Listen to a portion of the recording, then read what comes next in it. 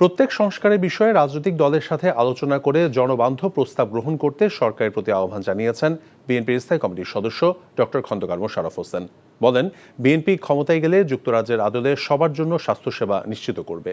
স্বল্প, মধ্য এবং দীর্ঘ এই 3 মেয়াদে স্বাস্থ্য খাতে সংস্কার করা হবে। হাসান মাহমুদের রিপোর্ট।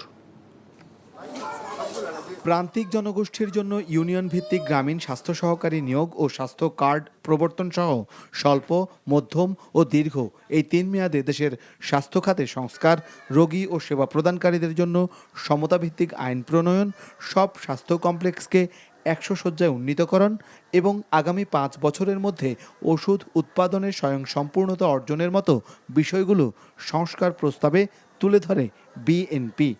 সার্বজনীন স্বাস্থ্য ব্যবস্থা ইউনিভার্সাল হেলথ কাভারেজ এর আলোকে সকলের জন্য সর্বোচ্চ স্বাস্থ্য সেবা প্রাপ্তির নিমিত্তে প্রয়োজনীয় সকল পদক্ষেপ গ্রহণ করা হবে। জাতীয় বাজেটে স্বাস্থ্য খাতে বরাদ্দ জিডিপি 5% এর কম হবে না।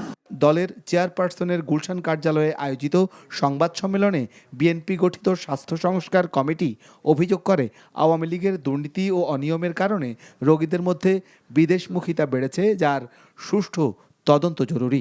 স্বাস্থ্য খাতে বিগত 15 বছর প্রশাসনিক দুর্বৃত্তায়নের মাধ্যমে রাষ্ট্রের আর্থিক ক্ষতি সাধনের সাথে স্বাস্থ্য ব্যবস্থাকে দলীয়করণের আবরণে আচ্ছাদিত করা হয়েছে।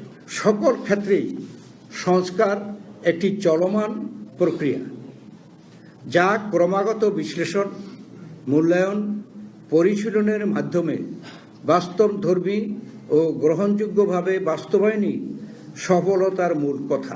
এদিকে গাজীপুরের কাপাসিয়ার উলুসারায় স্থানীয়দের মাঝে শীতবস্ত্র বিতরণকালে ডক্টর মঈন খান বলেন, উন্নয়নে গ্রামকেই অগ্রাধিকার দিতে হবে। এদিকে ঢাকায় বিএনপির 31 দফা সংস্কার নিয়ে ঢাকা মহানগর উত্তর ও ঢাকা মহানগর দক্ষিণ বিএনপি পৃথক কর্মশালা আয়োজন করে, যাতে অংশ নেয় দলের নেতাকর্মীরা। Hasan Mahmud, NTV news, Dhaka.